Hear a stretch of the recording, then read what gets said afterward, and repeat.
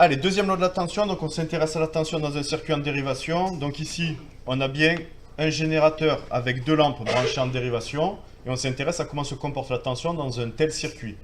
Donc pour vérifier ça, pour illustrer ça, on va mesurer la tension du générateur avec un voltmètre qui est là, la tension de la lampe du milieu avec le voltmètre qui est là, et la tension de la troisième lampe avec le voltmètre qui est là. Au passage, je vous rappelle quand même, je tiens à faire remarquer que les deux lampes ne sont pas identiques, d'accord? Les deux lampes ne sont pas identiques.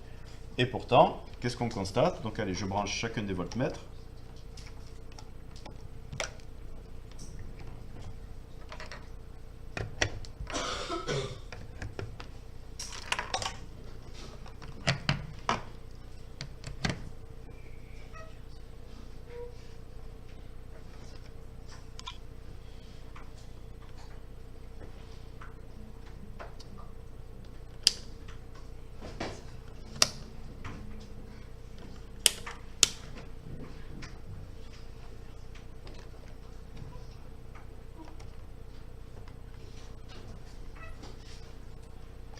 Ok, donc je vous montre les valeurs de tension qu'on trouve. Donc pour la tension du générateur, celle qui est là, on trouve une tension de... Alors voilà, mais la virgule elle est après le 3, donc en fait c'est combien? 4, ouais, 4,1. Bon, vous voyez que ça fluctue, voilà, on va dire 4,1 volts, d'accord?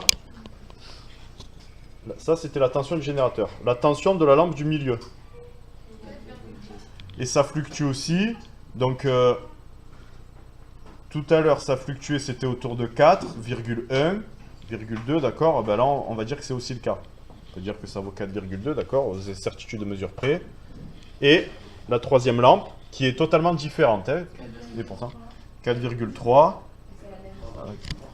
Donc, en fait, aux incertitudes de mesure près, qu'est-ce qu'on peut constater sur la tension des trois composants, à votre avis? Aux incertitudes de mesure près. Oui? Ils ont la même tension? Ils ont la même tension. En fait, c'est ça la loi de la tension dans un circuit en dérivation.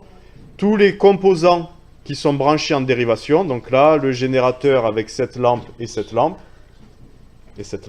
d'accord? Donc, chacun des trois composants branchés en dérivation, pour ces trois composants, la tension est identique, d'accord?